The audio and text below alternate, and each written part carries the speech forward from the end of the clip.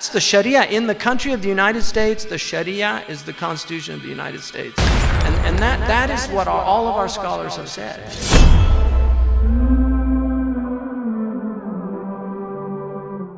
You know, I'm more free speech than any of this. I fully support the right of people to actually insult the Prophet in the United States, because I think that's the best regime for human happiness. Does medieval Islamic law prescribe the death penalty for extramarital sex? Yes, it does. Yes, it does. It does prescribe the death penalty for extramarital, not premarital. Adultery, basically. Yes, it does. But once again, how often was this law actually applied even in medieval times? Even according to our own medieval scholars, this law is actually meant more as something in the books to terrify you, rather than to actually implement. Should they be updated and modernized? Again, that's an ongoing discussion, and that's one of the main sources of intra-Muslim dialogue. We are debating amongst ourselves. You know, I am sure many Jews and many Christians understand this. The texts say things that are somewhat problematic at times. All religious people know what I'm talking about here, right?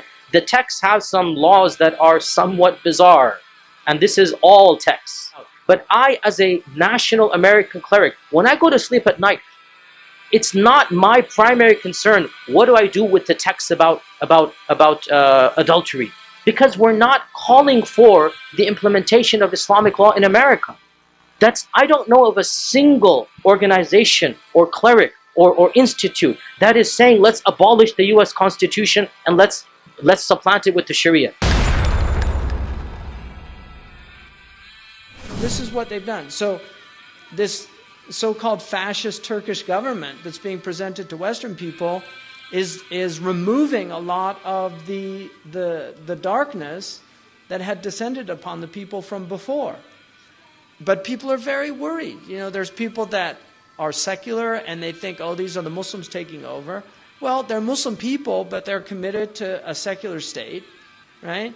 And the idea that Islam and secularity are mutually exclusive is false, because the vast majority of Islamic history had relatively secular states.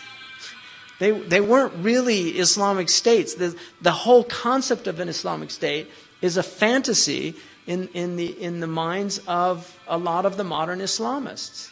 But if you actually study Muslim history, that you will find, yes, Islam was the state religion, but the states functioned just like a secular state functions, because religion actually has very little to do with the running of a state. Building roads has nothing to do with what madhab you follow. You know, oh, that's a Hanafi road. No, that's a madhab. Right? The madhab means road in Arabic, but madhab is a school, is a metaphor taken from the real madhab, which is a road. No, a road is, you can build it from stone, you can build it from asphalt, you can build it from concrete, and that's just what you want is honesty, you want vetting, you want transparency. Those are secular ideals as well, right? A post office is not an Islamic concept, right? You don't need, we need Islamic stamps. Yeah, you can put the head of, like Muslims had La ilaha illallah on their coins. Okay. In America, they have kind of La ilaha illallah, tawakkalna ala Allah. That's right. I mean, that's okay. America's a secular state. It still has tawakkalna ala Allah, right?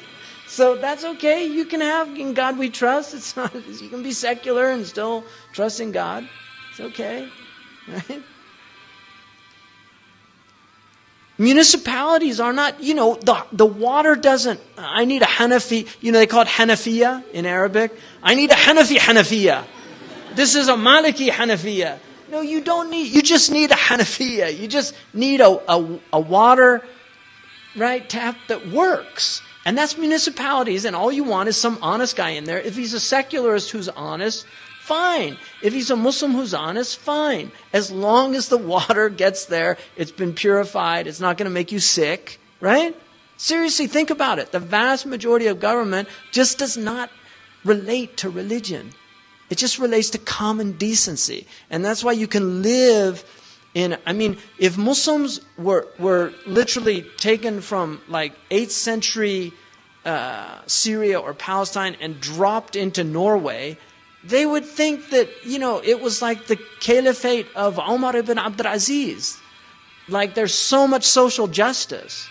They would be amazed at how much social justice are in these Scandinavian countries. They're secular countries. So this whole idea, but no, you have to have had punishment. This is what, so Islam is reduced to, there's 4 agreed upon had punishments, 13, there's debates about, even apostasy laws, all these things, they're all debated.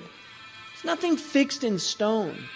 And then the Prophet ﷺ, he said, "Idra'u al-hudud mastata'tum." Avoid implementing penal punishments as much as you're able to. No, we'll cut, let's get these hands cut off.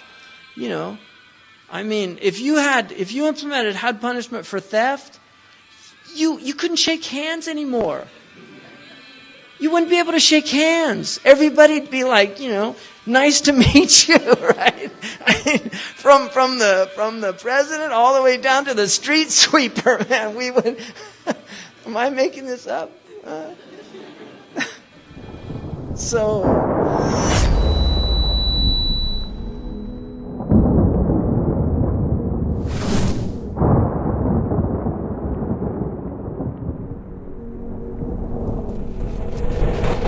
من أرضى الناس بسخط الله سخط الله عليه وأسخط عليه الناس ومن أرضى الله بسخط الناس رضي الله عنه وأرضى عليه الناس. Sunan al-Tirmidhi. Whoever seeks the pleasure of Allah at the risk, there was a risk, they should have took that risk, seeks the pleasure of Allah at the risk of displeasing people, Allah will be pleased with a promise. Does Allah fulfill His promises? Allah will be pleased with him and will make people pleased with him. Promise from Allah. Listen, and this is exactly what happened here, the second part of the hadith. But whoever seeks the pleasure of people at the risk of displeasing Allah, Allah will abandon him, will be displeased at him, and will make the people abandon him and be displeased at him. Sunan al-Tirmidhi.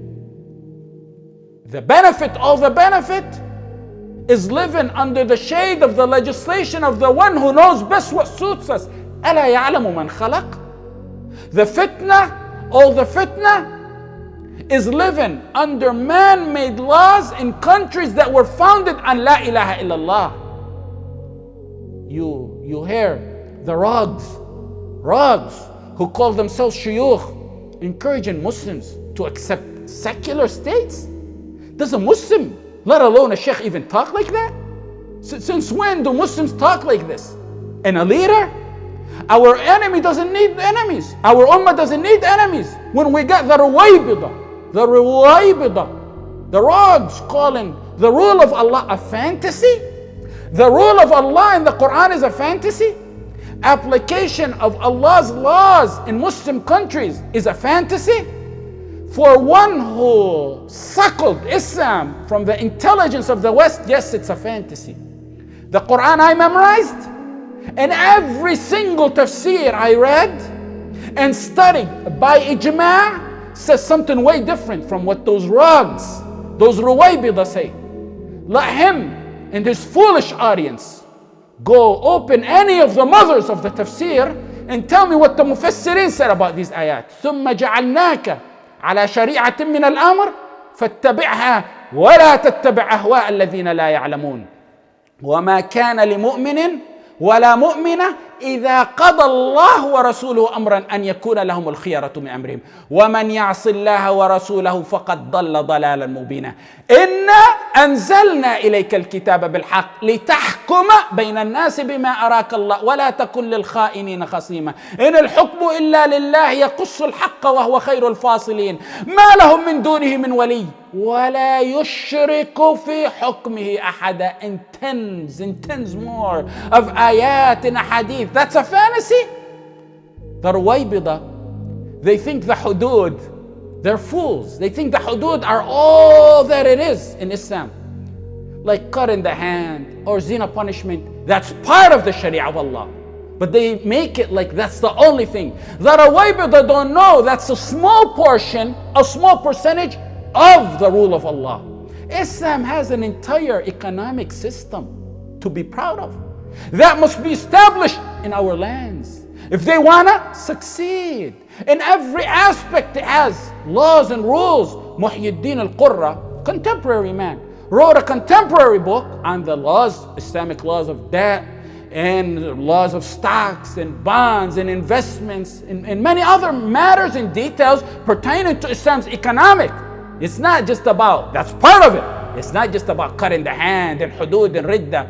Contemporary books that talk in depth and detail about Islam's Islamic economic laws, Al-Dabbu wrote about it. Abu al-A'la al-Mawdudi wrote about it. Al-Ayadi wrote about it. Al-Badawi, Ismail ibn Ibrahim al-Badawi wrote about it. And tens others wrote about the Islamic laws in Sharia and finance.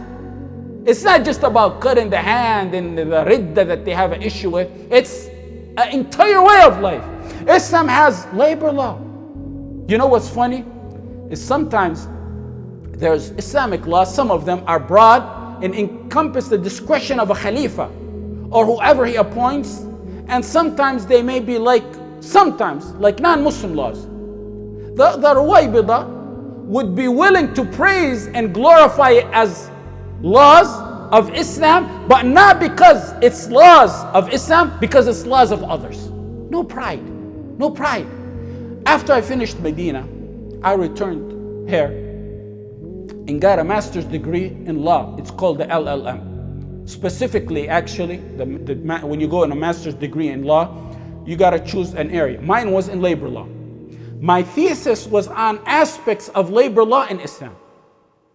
The professor became interested in Islam.